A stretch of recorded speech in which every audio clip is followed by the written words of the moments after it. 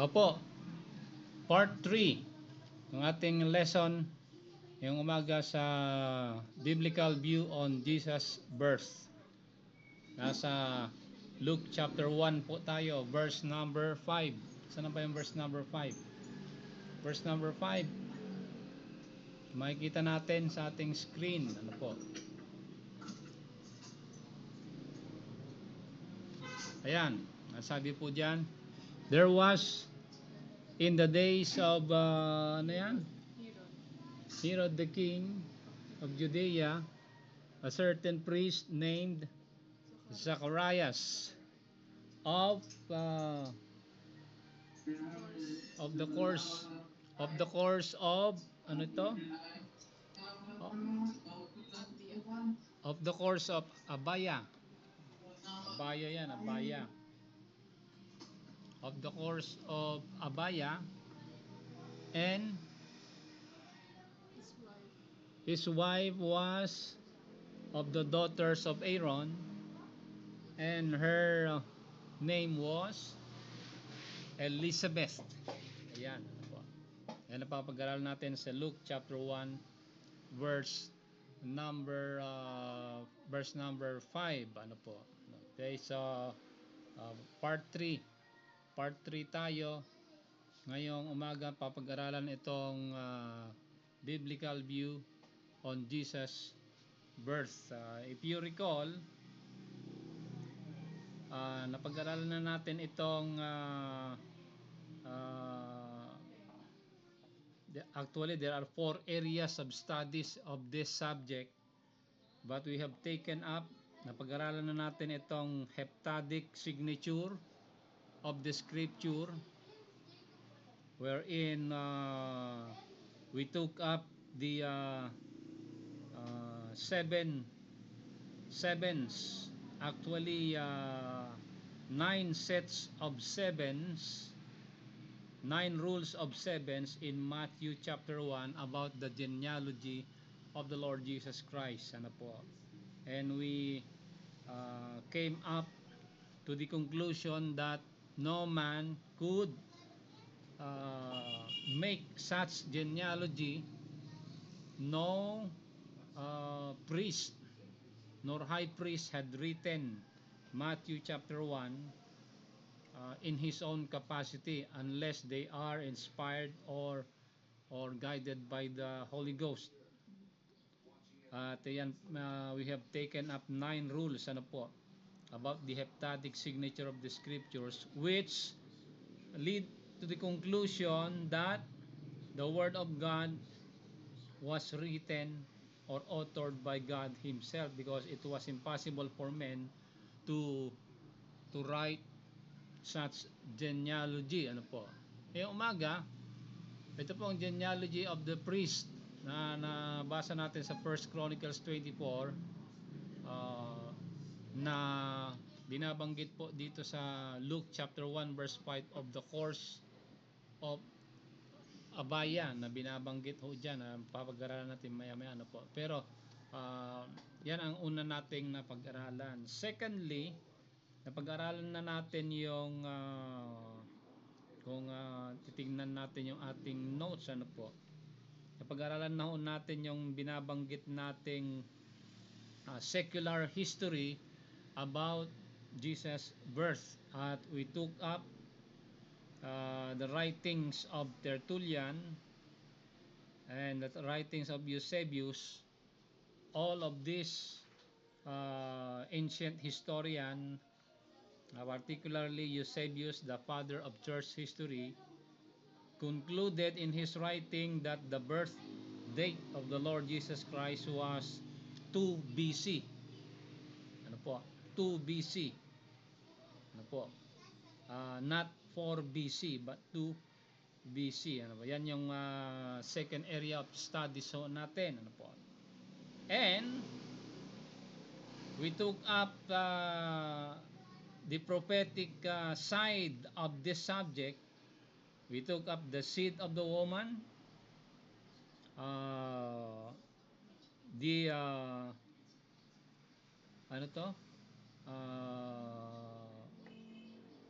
virgin birth, and the kinsman redeemer. Hindi pa natin na papag-aralan yan, but we will study the kinsman redeemer, the Lord willing, maybe next Sunday. Ano po. But now, today we are going to study the course of Abaya na binabanggit yan sa Luke chapter 1 verse number 5. Verse 5. Nasabi diyan, there was in the days of Herod the king of Judea a certain priest named Zacharias of the course of Abaya. Okay? So yan napapag-aralan natin. Ano ba itong course of Abaya na ito? Dahil ito pong course of Abaya na kung saan kinabibilangan ni Zacharias ay this is the clue.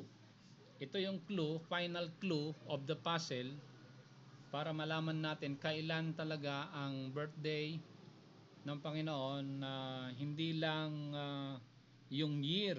Ano po? Kasi Tertullian and Eusebius pointed to the fact that the birth year of the Lord Jesus Christ was 2 BC. Okay? Pero hindi nila na-zero in exact kailan ba ang birth month and birthday ng ating Panginoon mismo. Ano po?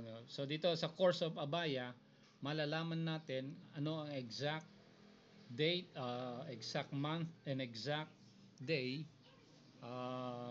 kung kailan talaga ipinanganak ang ating Panginoon. Ano po? Okay, so simulan natin itong course of Abaya at nalaman natin sa Bible reading natin kanina, ano po, sa 1 Chronicles 24, kung babalikan natin doon, malalaman natin na itong 1 Chronicles 24 ay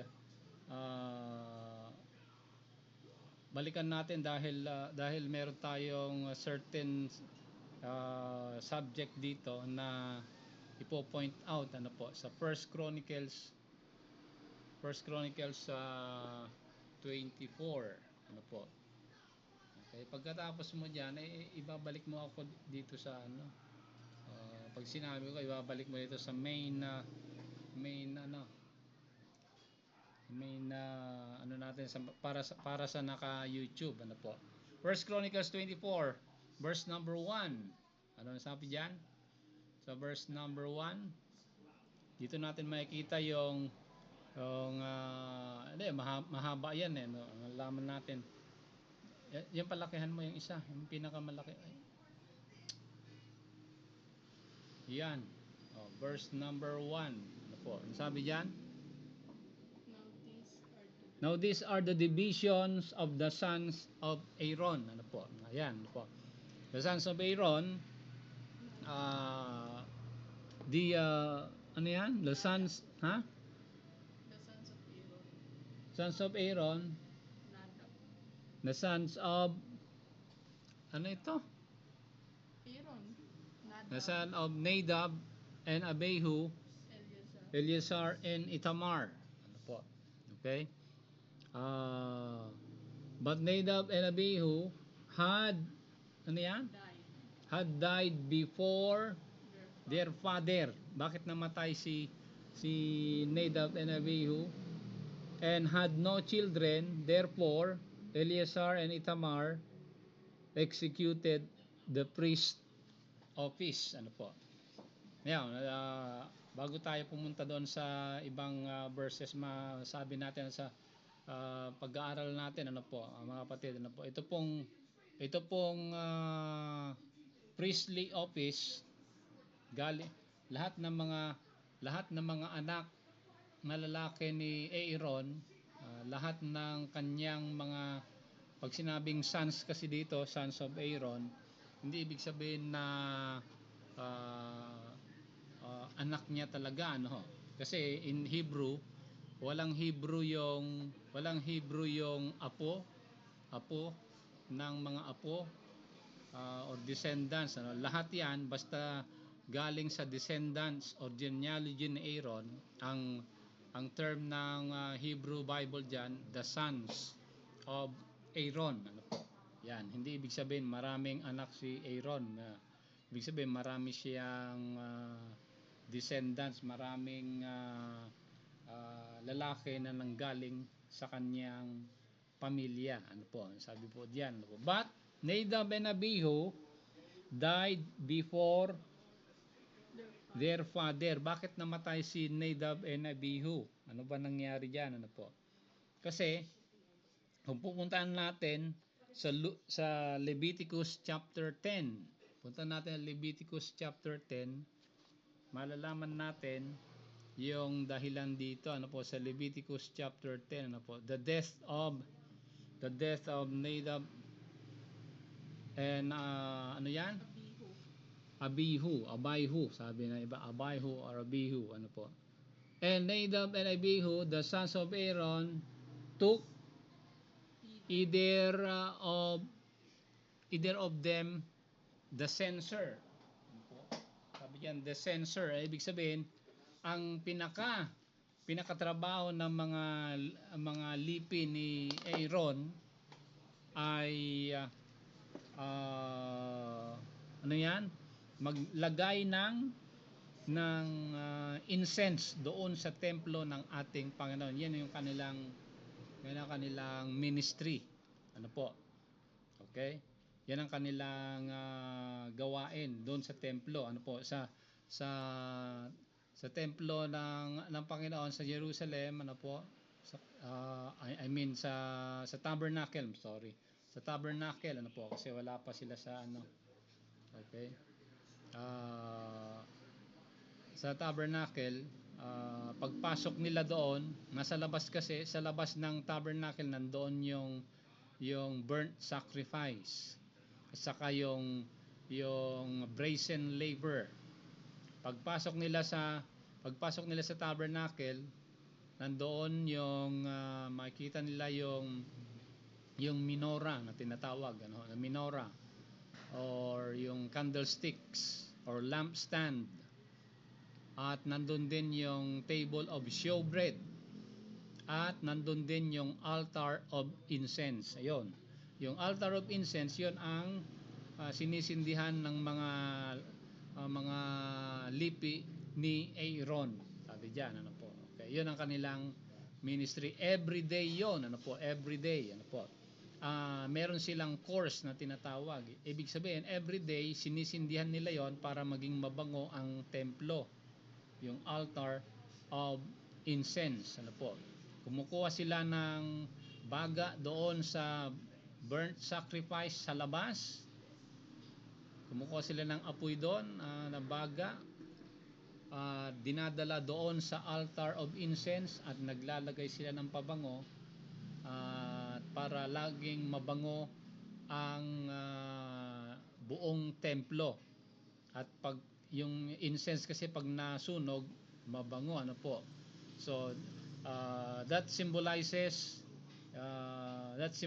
kung pupuntahan natin sa Book of Revelation, pero wag na dahil magtatagal tayo. That symbolizes the prayer of the saints.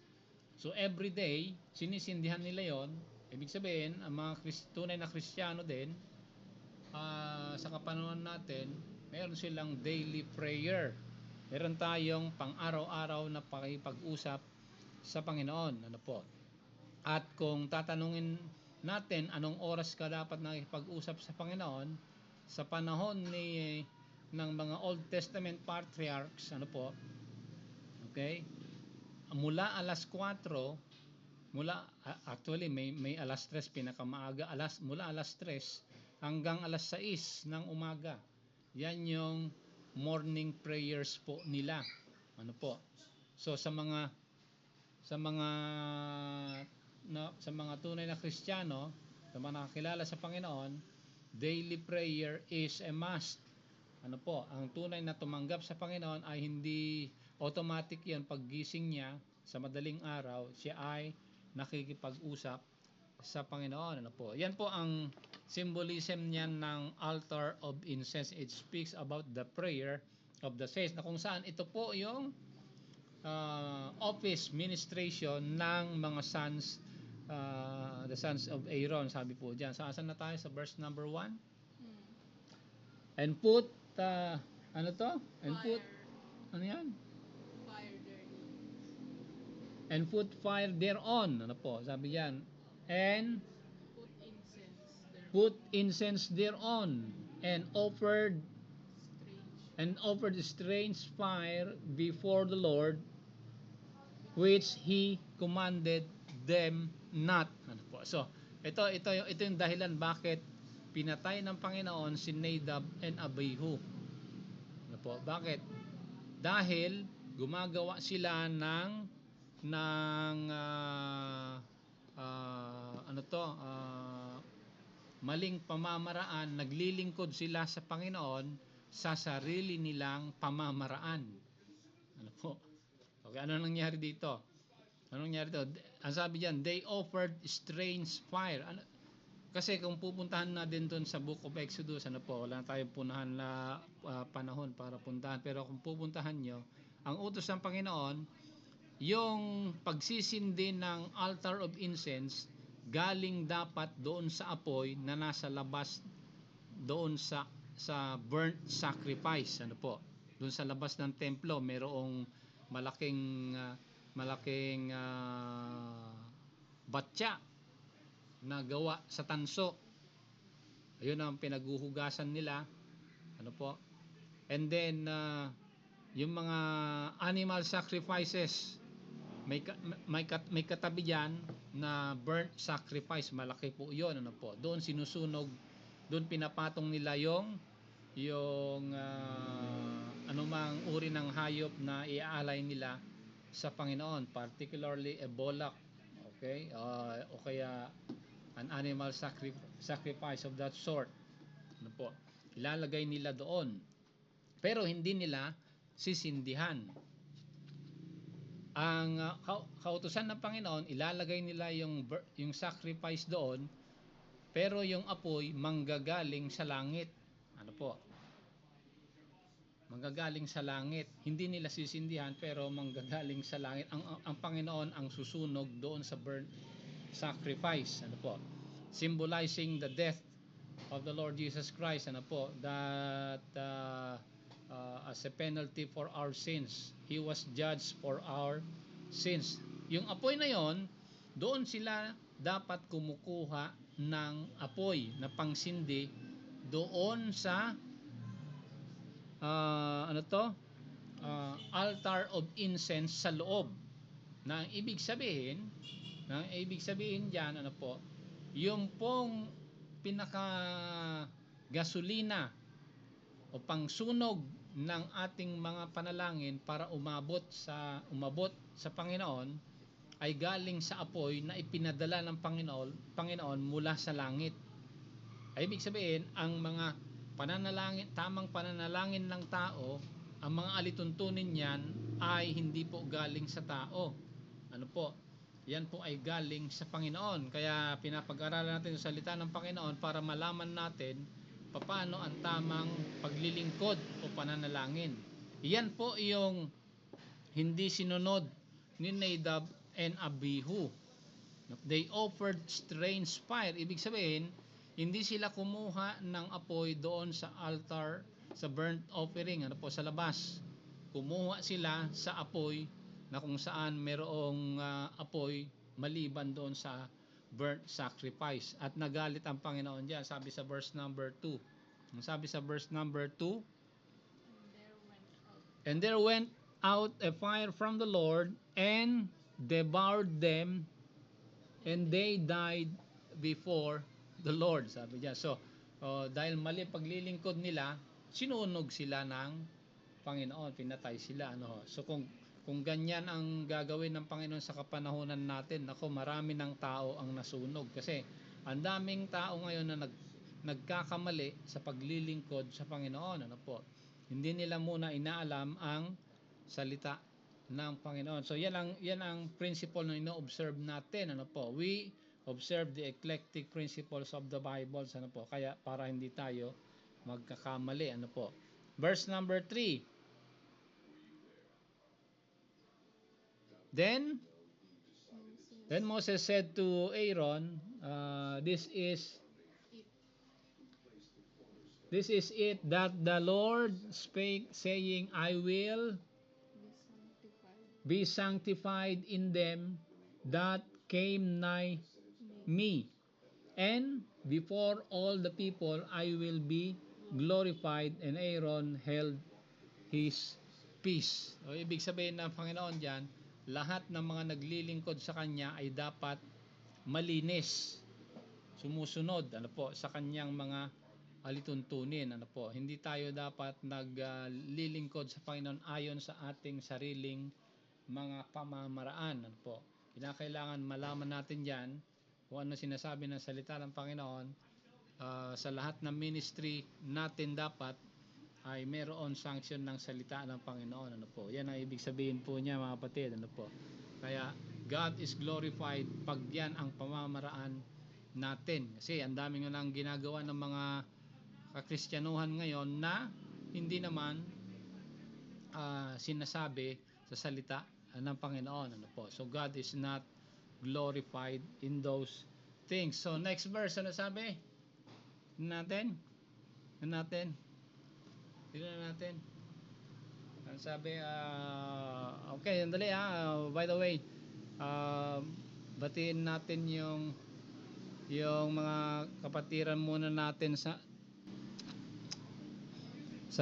YouTube. I'm sorry kung humihina ang sound natin dahil napuputol yata tayo, Okay.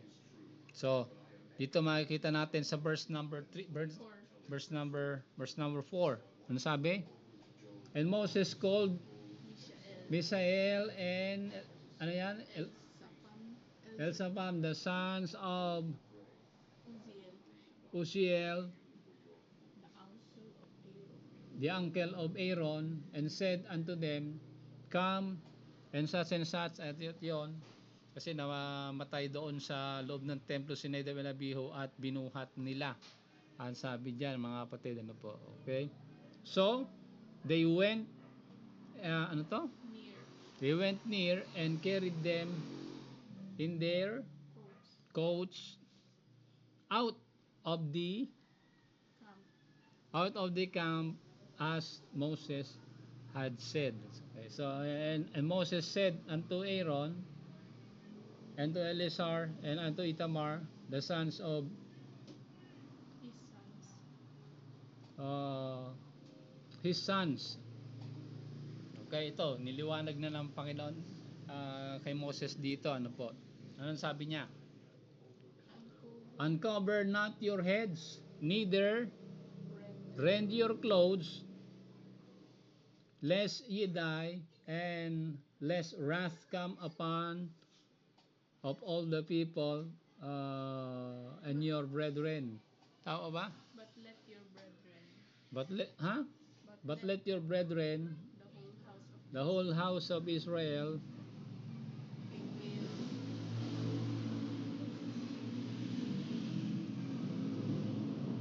ayan, bewail his burning which the Lord had kindled. Ayan, okay. So ayan. Pasensyahan natin yung di ko makita yung mga letters, okay. So yan ang nangyari kay Nadab and Abihu. Anong verse na tayo? 7. Verse 7. So yeah, the death of Nadab and Abihu. So babalikan natin yung First Chronicles 24 at let us look at verse number 7 po. Dito yung mapapag-aralan natin na binabanggit diyan sa verse number 7. Ano sabi diyan sa verse number 7? Now the first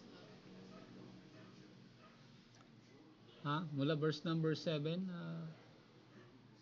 verse 7 ba ito?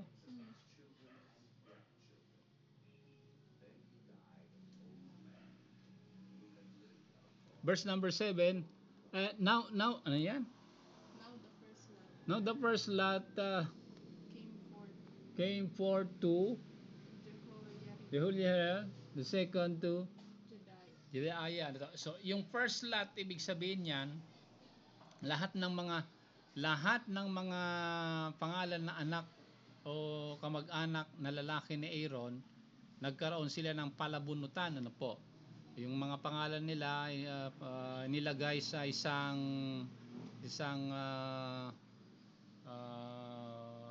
urn, sort of urn, lahat ng pangalan nila at na nagpalabunutan nila sa pamamagitan ng Urim, ang tinatawag na Urim and Tumim, ano po.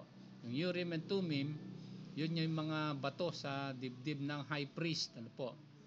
Okay?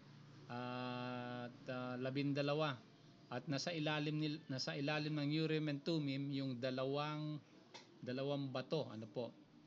Bukod sa 12 na nakakabit doon sa breastplate, meron pang 2 bato doon sa ilalim, ano po. Okay, so pagka binubunot nila yung pangalan nila, okay, para malaman kung sino yung una, yung Urim and Tumim dapat umiilaw. Okay, according to tradition. So ibig sabihin, itong course na course or ministration ng mga priest, ano po, sa paglalagay ng mga burn altar, ng incense sa altar of incense sa loob, ay sa kautusan o direction ng ating Panginoon. Pag iba yung pangalan na mabunot nila, hindi umiilaw. Okay, so malalaman natin yan sa susunod na studies natin bakit gano'n, ano po. But verse number 7, sabi diyan, nagsimula yung first lot. Ibig sabihin ang course ni Abaya na nabasa natin dito sa 1 Chronicles chapter 24, ano po.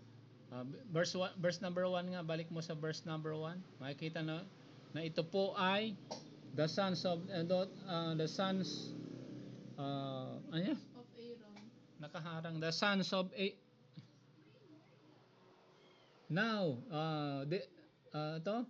these are the divisions of the sons of Aaron. May mga divisions, may mga courses ho diyan, ano po, na binabanggit, ano po. Okay? Ibig sabihin ang isang tao na mabunot, siya ang mangangasiwa, magsisindi ng altar of incense sa loob ng isang linggo. Araw-araw 'yon, ano po. 1 week, ano po. Ang division nila is from Sabbath to Sabbath. Okay? So magsisimula sila ng Sunday hanggang Friday. Okay? Pagdating ng Sabado, papalitan yung susunod na nabubunot. Yan ang tinatawag na course of Abaya, ano po. Okay? So balik natin sa verse number 7. So, itong verse number 7, diyan nagsimula ang first course. Ibig sabihin, yan yung unang linggo na araw-araw sinisindihan nila yung altar of incense, ano po. Okay, so saan yung pangpito? Sa verse number 10 yata yan. Sa verse number 10, ano sabi diyan? The seventh to Hakos, and the 8th to Abaya. Ayan, okay. Abaya, okay. The course, ito yung binabanggit ito na yung pangwalong course, ano ho? O pangwalong palit, pangwalong linggo. Kasi ang bawat priest ay nagsisindi ng altar of incense isang linggo, mula linggo hanggang Biyernes. Pagdating ng Sabado, magpapalit sila. Yun yung course na tinatawag ng course of Abaya. So, but Abaya is nasa pangwalo, the 8th course. So yan yung napuntahan natin Yan yung Luke chapter 1 verse number 5. Punta na natin sa Luke chapter 1 verse number 5 kasi punta natin tong course of Abaya. Ano po? Okay, so yung first course sa verse number 7 sa First Chronicles chapter 24 verse number 7, yung first course ano po of the priest, ang exact date niyan is in the month of Tisri, sa buwan ng mga Hudyo. Ano po? Tisri ang tawag na the 22nd of Tisri, or sa ating kalendaryo ang katumbas niyan is October 6. So tandaan niyo yan, ha. October 6 yung first course. Ano ho? Pagdating sa verse number 10, verse number 10, na nabasa natin kanina, yung course of Abaya, verse 5 na ba yan? Yung course of Abaya nasa 8 course. Okay, pangwalo siya. Okay, pangwalong palit, pangwalong pangwalong Sabado. Verse number 5 na binabanggit diyan, ano po? Na si Zacharias is of the course of Abaya. Ayan. Okay, Abaya. Ayan, ayan, maliwanag diyan. Pangwalong course na itong ministration na ginaganap ni Zacharias, kasi siya ay galing sa priestly genealogy, ano po, sa course of Abaya siya. Ibig sabihin, pangwalong palit siya. Ano po? Ngayon, kung i-calculate natin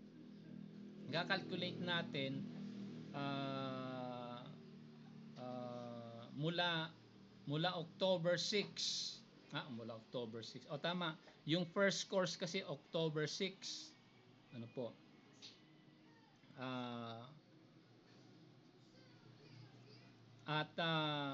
Itong pangwalong course na binabanggit na course of Abaya, ang exact date niyan is June 13 to 19. Okay? June 13 to 19. Ano po? May apparent discrepancy dito dahil sa tinatawag na itong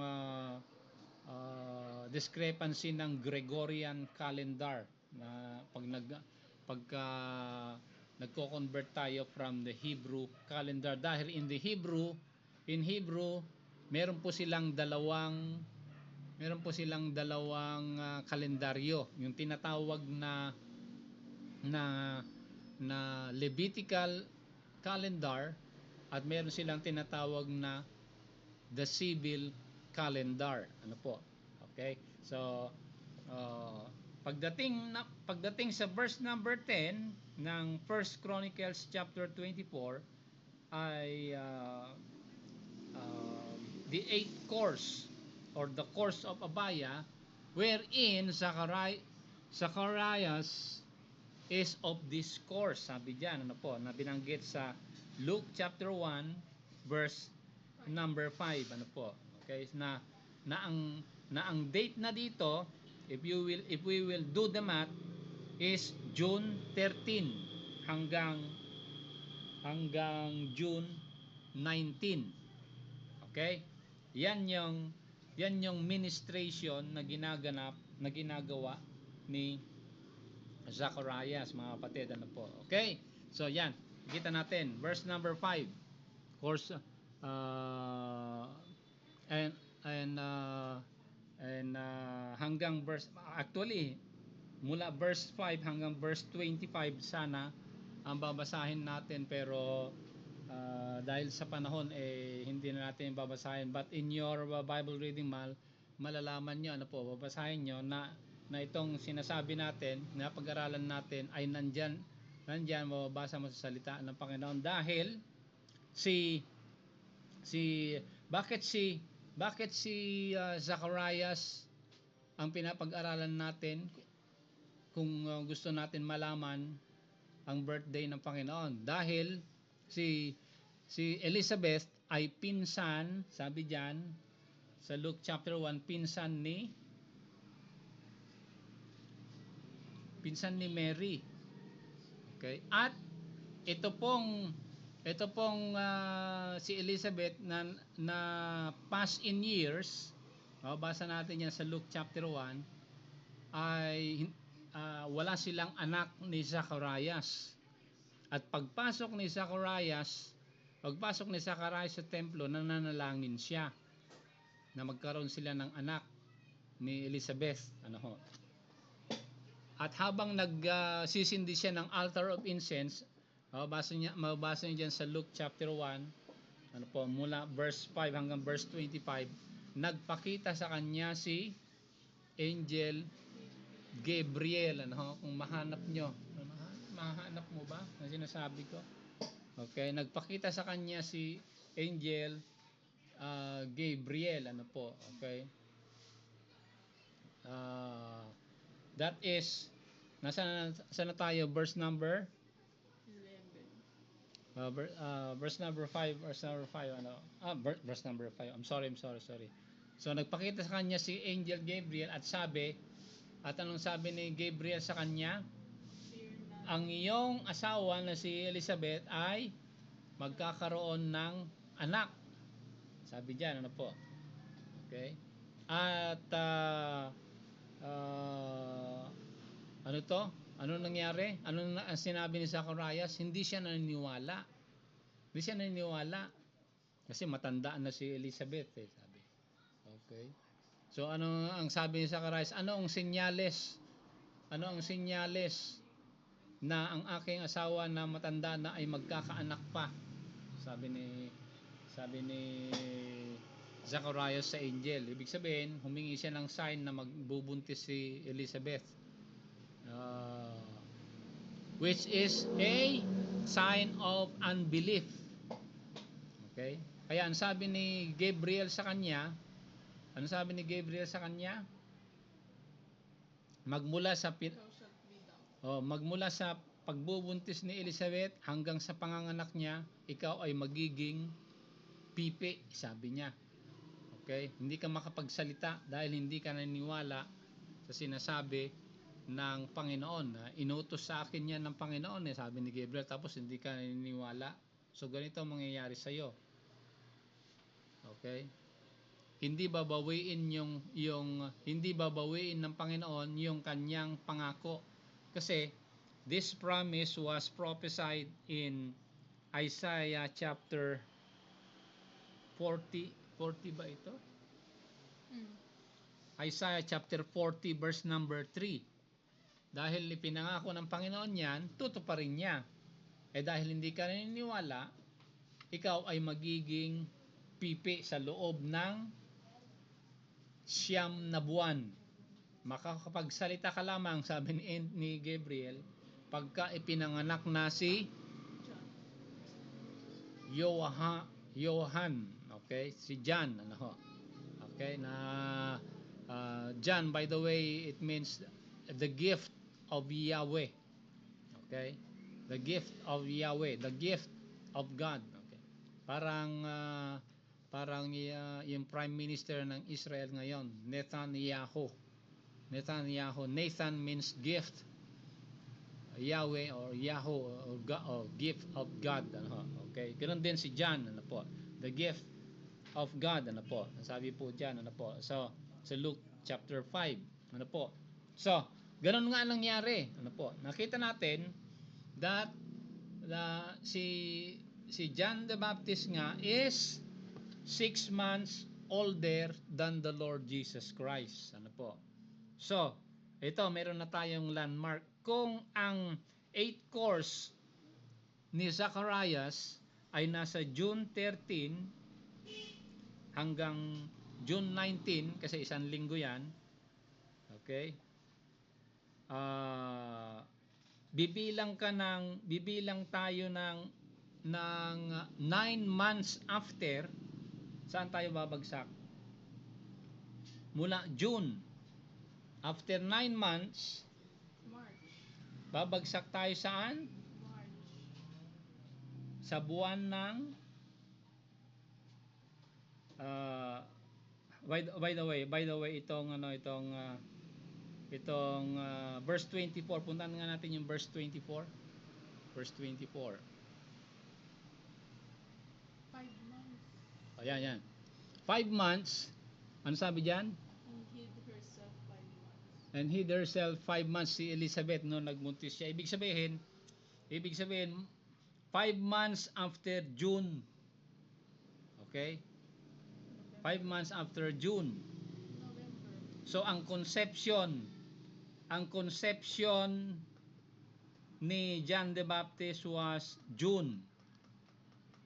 At nagtago si Elizabeth ng 5 months, sabi diyan sa verse number 24.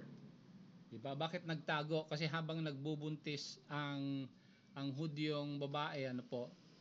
Bawal siyang kumain at saka uminom ng mga nakakalasing dahil si John was to be a Nazarite. Ano ho? Nasa vow siya ng Nazarite. Walang alcoholic drink dapat na dumating sa kanyang katawan. Bawal 'yon. Pag ikaw ay naglilingkod ng buo sa Panginoon, hindi ka dapat umiinom ng alak. Sabi diyan, ano ho?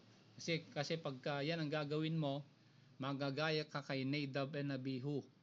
Anong nangyari kay Nadab and Abihu? Sinunog sila ng Panginoon. Ano po? Bakit? Dahil hindi sila sumunod sa alituntunin ng Panginoon. Kumuha sila ng apoy sa kapitbahay. Hindi sila dapat kumuha ng apoy doon. Dapat kumukuha sila ng apoy doon sa apoy na nanggaling sa langit, sa burnt sacrifice. Ano po? Ay, pwede na ito. Sabi ni Nadab and Abihu, pwede na ito. Apoy din ito eh. Hindi nila alam, bawal yon. That is a strange fire. Ang sabi doon sa binasa natin kanina. So God killed Nadab and Abihu. Ganon din dito. Elizabeth hid herself for 5 months dahil ang pinagbubuntis niya was a prophet and to be a Nazarite. No alcoholic drink na dapat dumating sa kanya, lumapat sa kanyang katawan. So, June ang course of Abaya nung naglalagay ng incense sa altar of incense si Zacharias, that was June 13. Ano po? Nagbuntis siya doon, no? Nagbuntis siya dahil yan ang pangako ng Panginoon eh. Yung iyong asawa na babae na matandaan na, magbubuntis yan, manganganak ng pangalan ay si John, sabi. So ano ang senyales na ipapakita mo na yan ay totoo? Sabi ni Zacharias, kasi ang mga Hudyo matitigas ang ulo niyan eh. Kung walang senyales na ibibigay mo, hindi sila maniniwala. Okay, so ito yung senyales, sabi ni Gabriel, dahil hindi ka naniniwala, magiging pipi ka sa loob ng 9 na buwan. Hindi ka makapagsalita. So doon sa Luke chapter 1, verse particularly mula verse 5 to 25, malalaman nyo na naging paglabas niya sa templo, hindi na siya makapagsalita. Ano nangyari? Sabi ng mga tao, ano nangyari sa loob? Ano nangyari? So hindi na siya makapagsalita. So ang isip kaagad ng mga tao na makasama niya, naku, nakakita to ng anghel. Okay? Kaya hindi makapagsalita. Ay ganun din, pagka ordinaryong tao makakita ka ng anghel, ay hindi mo alam ang gagawin mo, hindi mo alam kung matatakot ka o mangingiti ka o maghihiyaw ka o tatakbo o ano. Para kang natutulog na gising, para kang gising na nanaginip. Okay, hindi mo alam maibig sabihin. Ganoon nangyari kay Zacharias. He was dumb for 9 months. So from June, after 5 months, sabi diyan sa Luke chapter 1 verse 25, ano sabi diyan? 25 ba yan? Hindi, 24, di ba? Si Elizabeth. Okay. 24th of June. Dapat, di ba? Tama? 24th of June, I'm sorry. Itong i-set record natin yung ministration ni Zacharias, that was June 13. to 19. Okay? Yan ang kanyang course. Ano po? So, 13 to 19, on the 20th, yan ay Sabbath. Ano po? Dahil mga priest yan, bawal silang pagkatapos ng kanyang ministration, uuwi na siya dapat. So, dahil yung 20th ay Sabbath, merong batas sa kanila na hindi sila pwedeng maglakbay papunta sa kung saan-saan. Hindi sila pwedeng maglakad ng lalagpas ng 1 mile pag Sabado. Bawal sa kanila yon eh. Okay, bilang mga Hudyo. So, on June 20 was a Sabbath. So, hindi makauwi si Zacharias dahil malayo yung bahay niya. So, naglakbay siya the 21st. Okay? At wala pa namang kotse ng kapanahonan nila. Ang kanilang sasakyan lang ay donkey. Kung mayaman ka. Kung hindi ka mayaman, di lakad lang sila. No? So, nakauwi si Zacharias sa bahay nila ng 24th of June 24. Okay? And on the 24th of June, siyempre, nakauwi na siya. Ito hindi maintindihan ng mga bachelors, okay? On the 24th, nakauwi na siya, and then kinaumagahan, John was conceived.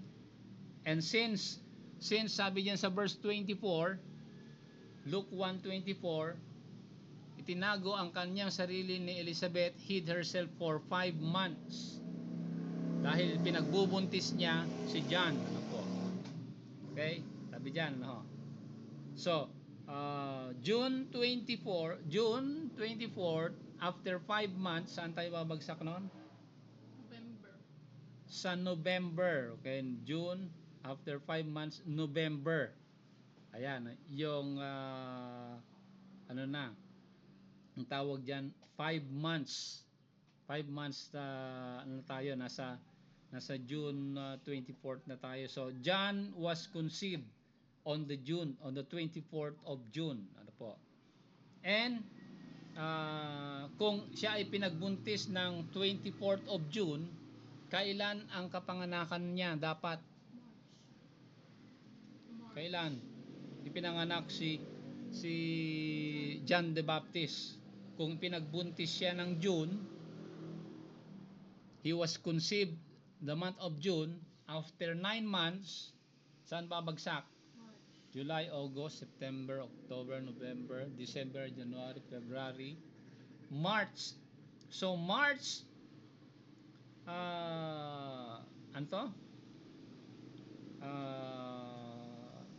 March 28 to be exact, ay ipinanganak si John the Baptist. Ano po?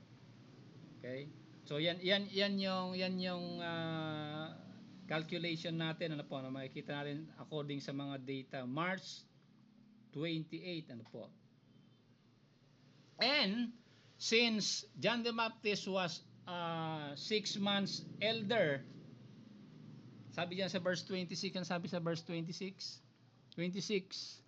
And in the 6th month, And on the 6th month, the angel Gabriel was sent sent from from God unto a city in Galilee named Nazareth. At yan na, ito na yung annunciation, ano po. 6 months after, 6 months after, ano yun? On the 6 months, tama. On the 6th month, tama ba? Okay. Yan. So, 6 months elder, si John the Baptist was 6 months older than the Lord Jesus Christ. Sabi diyan. So, saan tayo babagsak noon? Saan tayo babagsak? September. Puntan natin yung verse number Verse number 26. 26 ba yan? 26, tama, di ba? 6 months.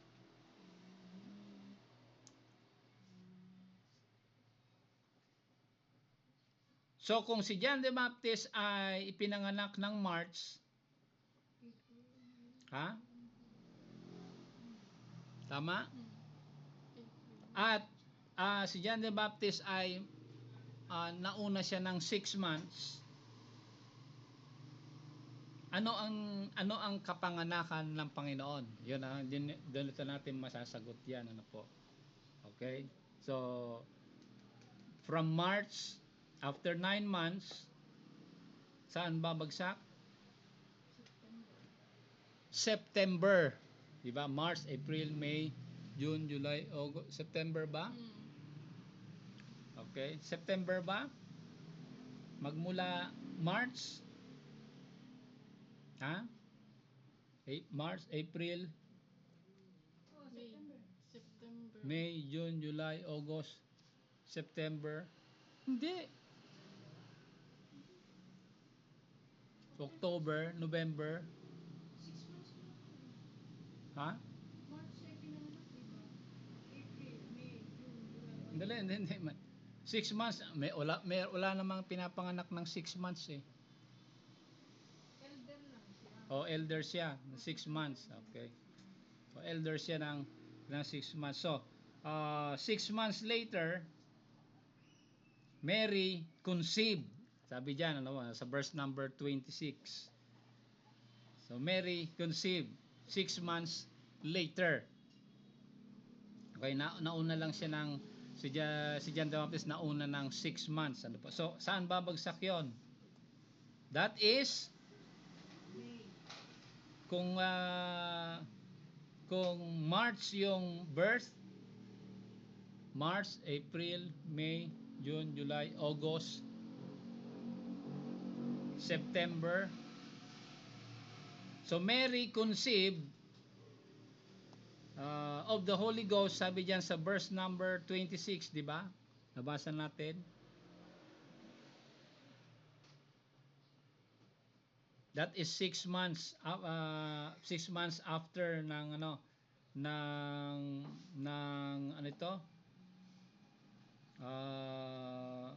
conception, ano po? Conception ni John the Baptist. So babagsak tayo sa saan na?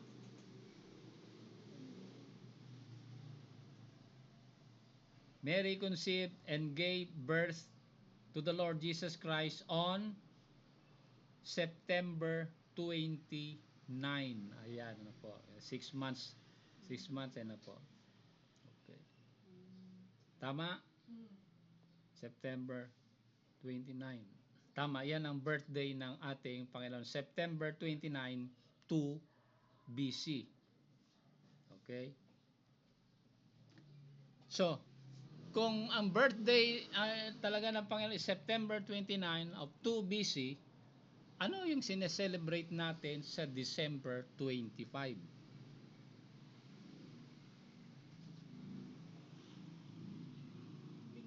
Ha? Ano yung sineselebrate natin sa December 25?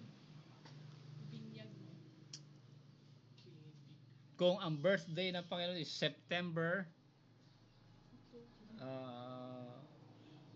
29 of 2 BC.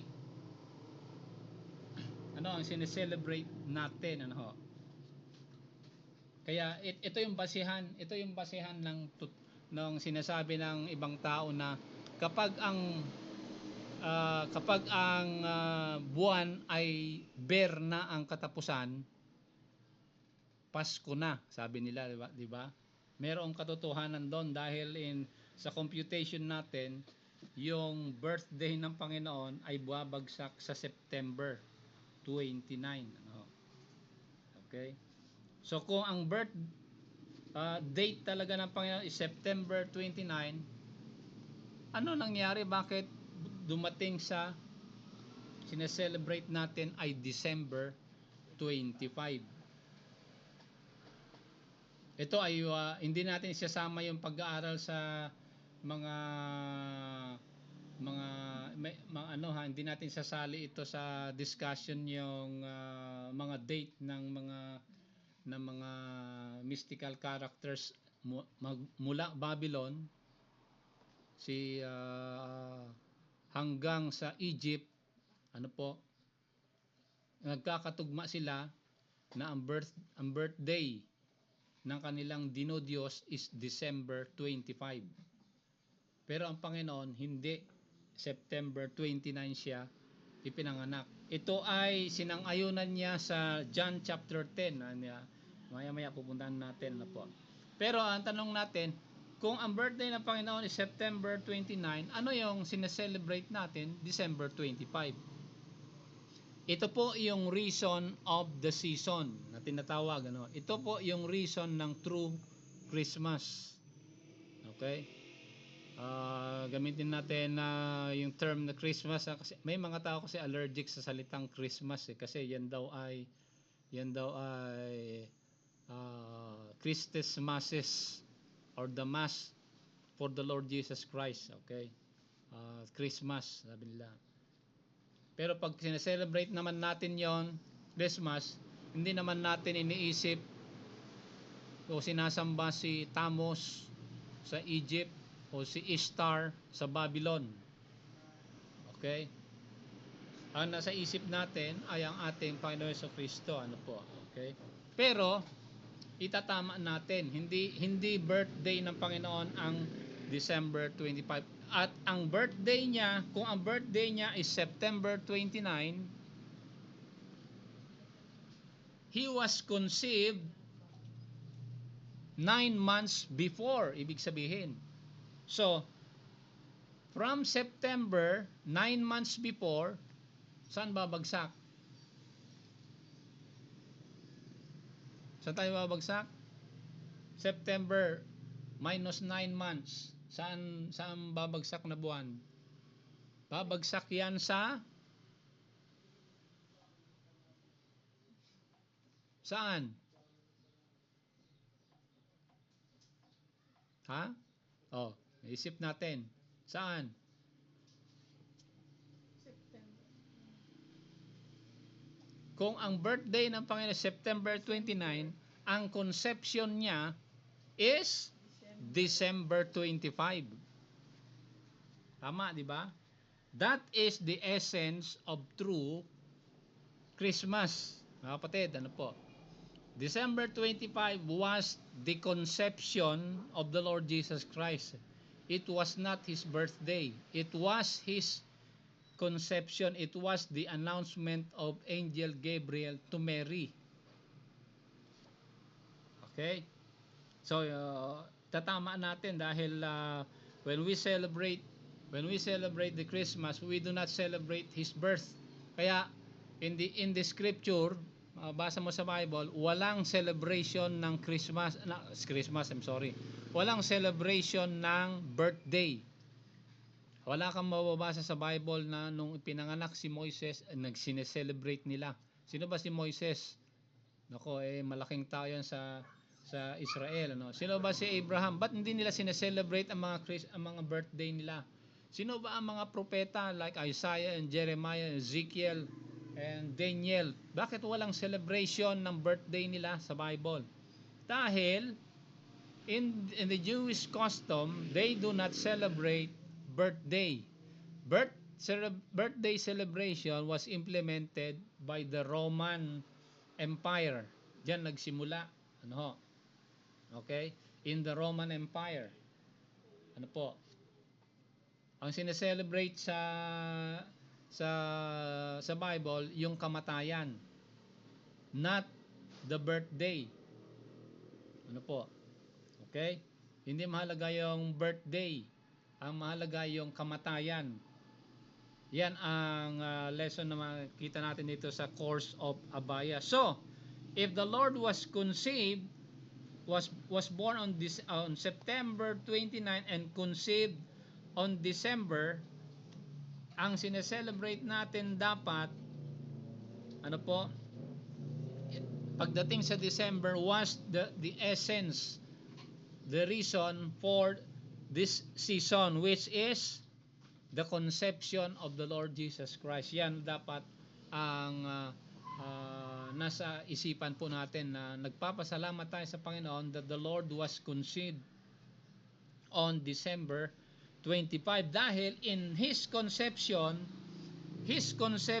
fulfilled that He will be, sabi doon sa Genesis 3 verse number 15, He will be the seed of the woman. Sabi niya, ano ho? Bakit seed of the woman, hindi seed of the man? Dahil this prophecy is talking about the miraculous conception of the Lord Jesus Christ, na He came to this earth without the aid of natural aid.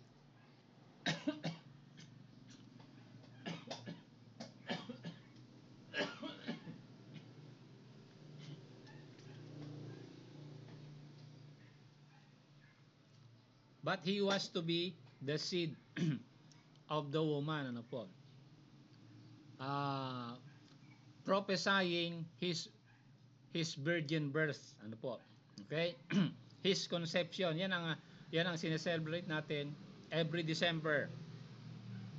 And if his birthday was September 29 and conceived on December 25, that fulfills yung prophecy ni Isaiah sa Isaiah 7:14, na sabi niya sa Isaiah 7:14, tingnan natin. Mahalaga ito.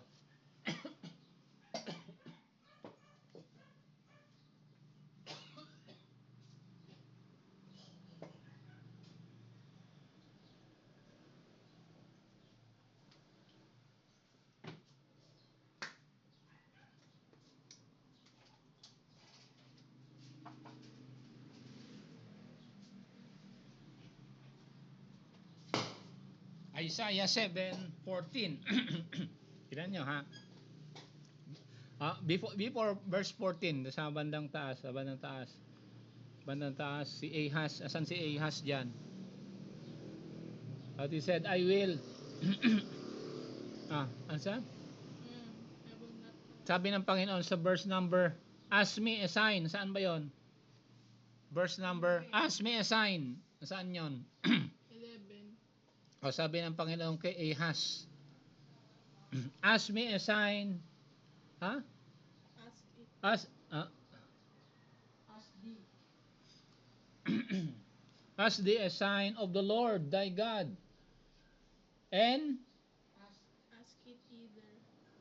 huh?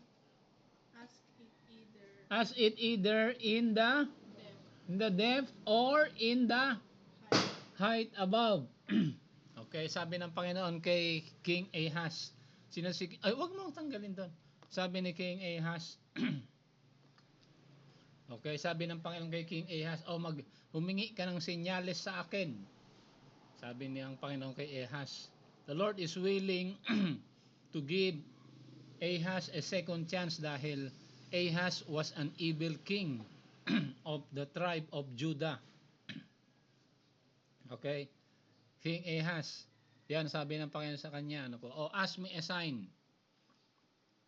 At ang sabi ni Ahaz, akala ni Ahaz ay dinodouble talk siya. Anong sabi ni Ahaz? I will not ask. But Ahaz said, I will not ask, neither or will I tempt the Lord, sabi niya.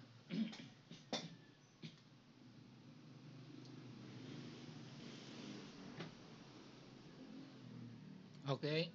So tinanggihan ni Ahaz yung favor ng Panginoon. Ibibigay sana ng Panginoon yung sign kay Ahaz.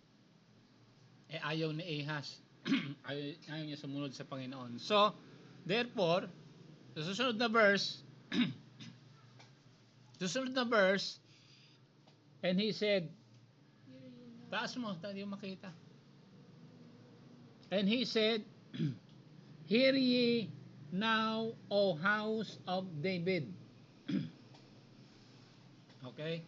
So, kinausap ng Panginoon yung tribe ni Judah. The tribe, the tribe of Judah, ano po? The house of David. Kasi noon, the house of Israel was 10 tribes in the north. The house of David, the 2 tribes in the south. Ano po? The 10 tribes were taken to slavery by the Assyrians because they did not obey the Lord, and they went away worshiping other deity and false gods. So God carried them away by the through the Assyrians, ano, hindi sa history, ano po. And God turned to the house of David. Ganun din sinabi ni King Ahaz, yung hari nila, yung leader ng house of David. Ah, ganun din, ayaw din. Sabi ng Panginoon sa kanya, ask me a sign, I will give you a sign. I will give you a second chance, sabi ng Panginoon. Ask me a sign. Sabi na ni Ahaz, dahil ayaw niyang sumunod sa Panginoon, hindi ko gagawin yon, sabi niya. I will not ask the Lord a sign, sabi po diyan, ano po. Therefore the Lord turned to the tribe of Judah, ano po, the house of David.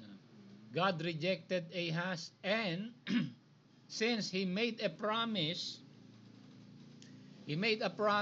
through Jacob doon sa book of Genesis, na sabi ng Panginoon, out of Judah shall come forth a scepter, and Shiloh must emanate dito po sa tribe of Judah. Yon ang pangako ng Panginoon.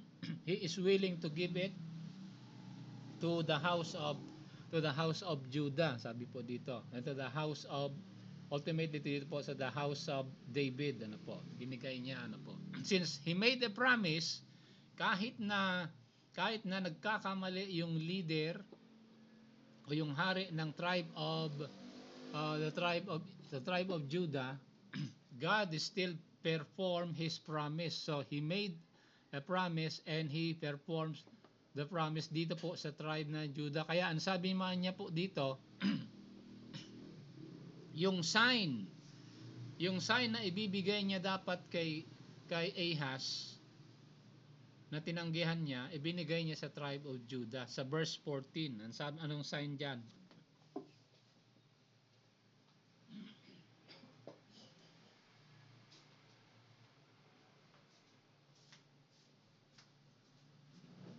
Behold, sabi diyan, di ba? Asan na pa verse 4? Asan na 14? Therefore the Lord himself shall give you a sign. Ito yung tinanggihan ni Ahaz. Behold, a virgin shall conceive and bear a son, and shall call his name Emmanuel. Sino yan? Basa natin sa Matthew chapter 1, ano po. Huwag na natin puntahan doon, mahaba pa tayo. So, his conception on December 25, ito po ang sineselebrate natin. The promise of the seed of the woman, or dito po sa Isaiah 7:14, his virgin birth, ano po, foretold, ano po, sa Isaiah 7 verse number 14. And also, we celebrate ito pong tinatawag na tingnan nyo ha, itong sign na ito ibibigay sa tribe ng Judah. Okay? Ito yung pinaka hydrogen bomb dito, ano po. Puntahan natin yung Jeremiah 22 verse number 30. Jeremiah 22 verse 30.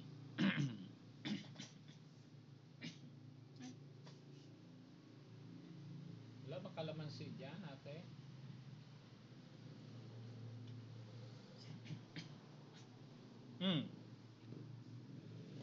Last verse, Jeremiah 22.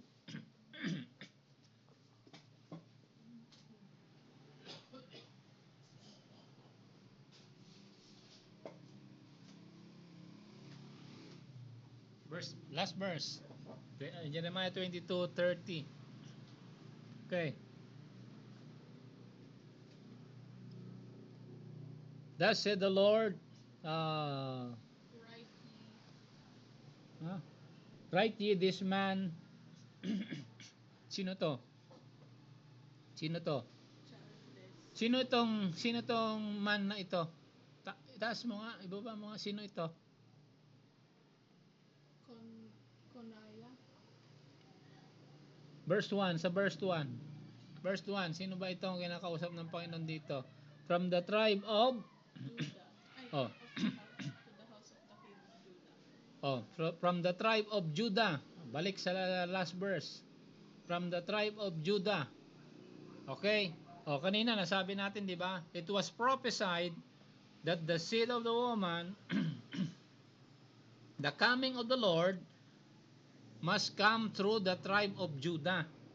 Ano po, pinangako niyang Panginoon diyan sa pamamagitan ni Jacob sa Book of Genesis, ano po.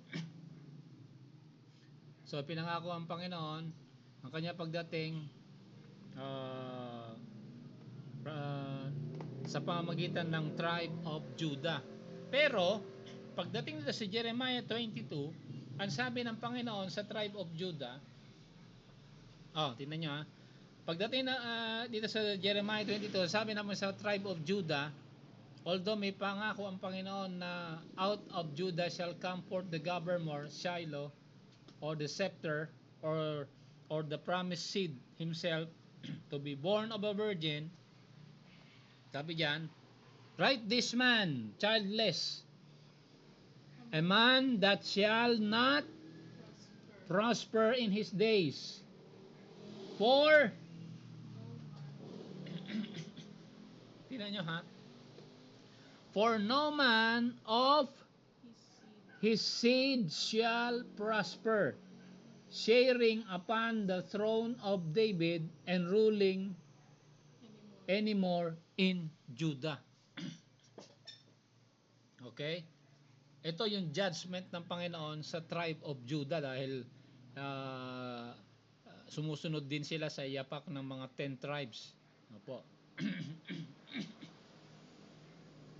So write this man childless, sabi niya, wala nang lalaki na manggagaling sa tribe of Judah.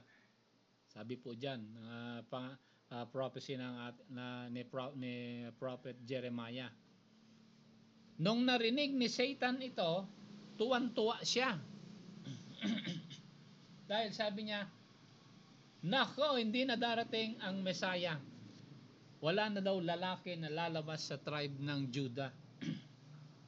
Tuwan-tuwa siya. Dahil hindi na siya mahahatulan. Wala nang judgment na mangyayari sa kanya. Yung sinasabi sa Genesis 3:15 na the seed of the woman will bruise the head of the serpent, hindi na mangyayari. Kaya tuwan-tuwa siya. Ano po? Hindi niya alam, ito po ay isa lang, this is, kumbaga sa boxing, ito ay shotgun jab lamang ng Panginoon ito. Okay? This was just a shotgun jab na magbibigay ng black eye sa kanya. Dahil when God pronounced this prophecy through Jeremiah, siyempre nung sinabi na po kanya, pinaniwalaan niya. Okay? Dahil hindi naman magsisinungaling ang Diyos, sabi niya. So alam ko nang gagawin ng Panginoon, sabi ni Satan. So, hindi na darating ang Messiah. Okay? But hindi niya alam yung katotohanan ng sinasabing the seed of the woman. Ito yung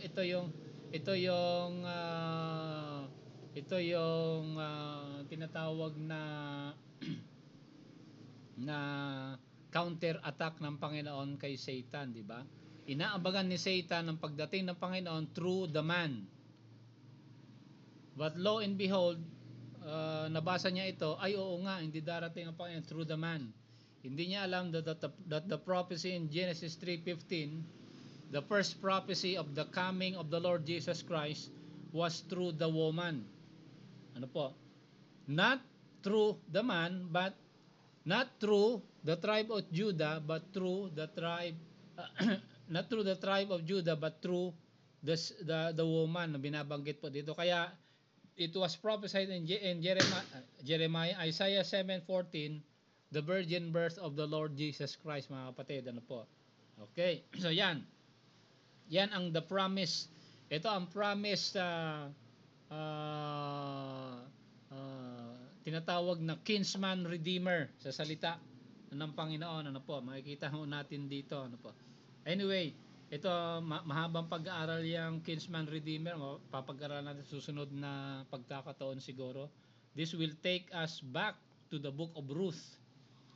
In the Old Testament, malalaman natin itong important element. By the way, kung gusto mo malaman ang exact meaning ng Revelation chapter 4 and chapter 5, ang komentary niyan is the book of Ruth.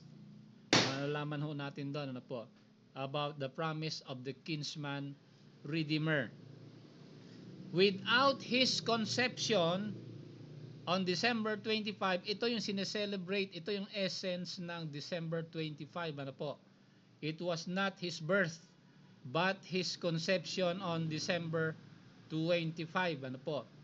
At siyempre hindi mo pwedeng paghiwalayan yan. Siyempre pag when somebody was conceived, automatically they need to be born also. But katulad ng sinabi natin kanina, walang birthday celebration sa Bible, ano po. Okay, ang sineselebrate diyan is conception and his death.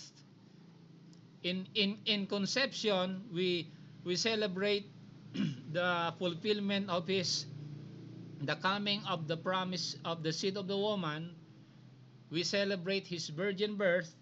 We celebrate him, the Lord Jesus Christ, as the kinsman redeemer. Bakit kinsman redeemer? Dahil nagkatawang tao siya, hindi niya maililigtas ang tao kung hindi siya maging magkatawang tao. Yun ang ibig sabihin ng kinsman redeemer. Yan ang essence ng kinsman redeemer. Mapag-aralan na sa susunod na study ho natin niya, mga kapatid. He need to be man to reconcile man to God. Ano ho? Kaya he was virgin born. Ano po? So yan ang conception. Ano po? And nung sinabi ng Panginoon sa Isaiah chapter 9 naman, behold, ano sabi doon, huwag natin puntahan dahil matatapos na po tayo doon, mga kapatid. Ano po? Okay?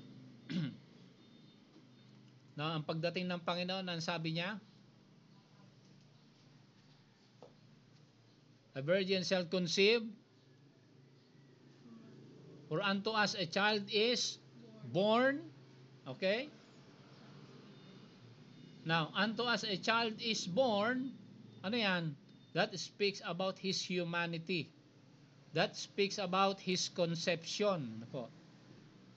Nung sinabi ng prophet na unto us a son is given, that is highly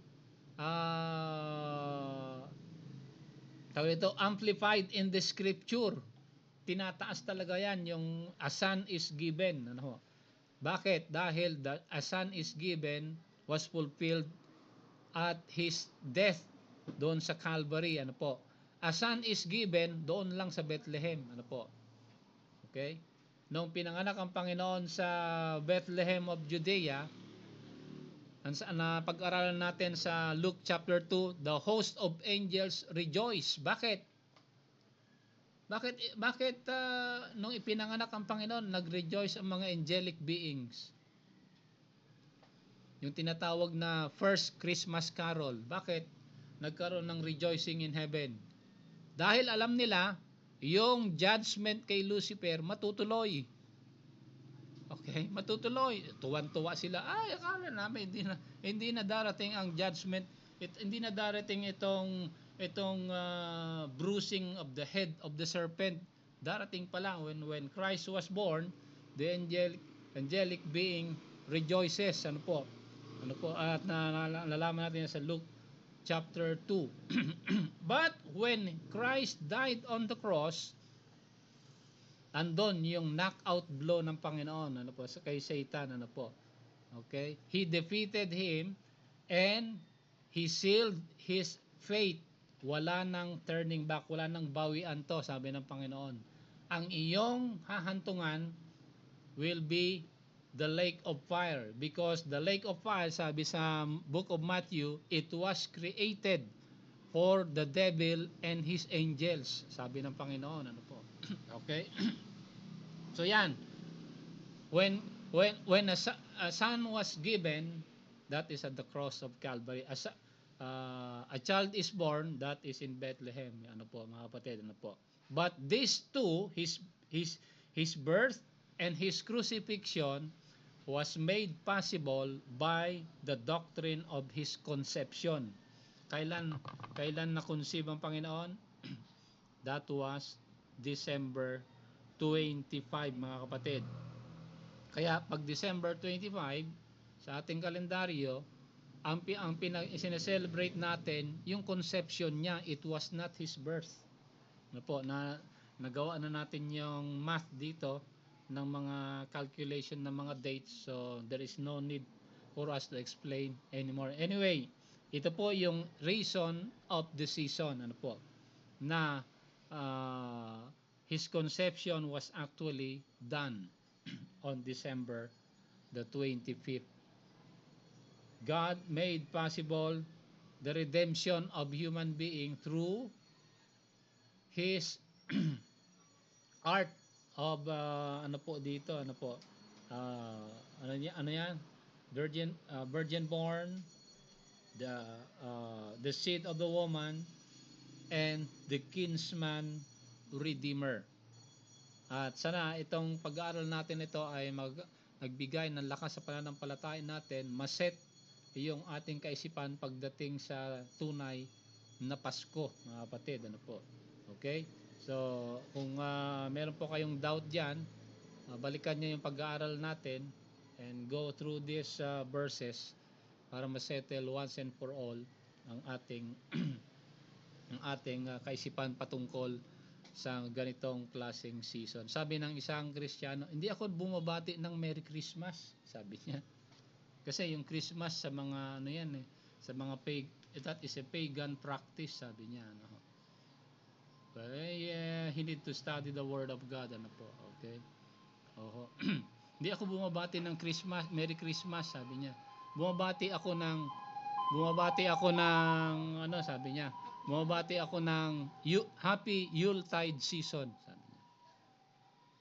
Okay? Ha ha ha. Hindi niya alam kung ano ibig sabihin na Yuletide season. Saan ba galing ang Yuletide season na tinatawag, ano? Okay? It's one and the same, ano po. Yule, yung tinawag na Yule log sa Babylonian tradition. That was the origin of the Christmas tree. Okay? So, dito lang tayo magtatapos. Sana na pag-aralan natin at maayos ang ating topic ngayon. Naintindihan po natin, mga kapatid, sa tulong ng salita ng Panginoon, ito pong the reason for this season, which is the conception of the Lord Jesus Christ, was done on December 25. And may God richly bless you and continue to study the Word of God dito po sa channel natin. Go to our YouTube channel and study more about the Word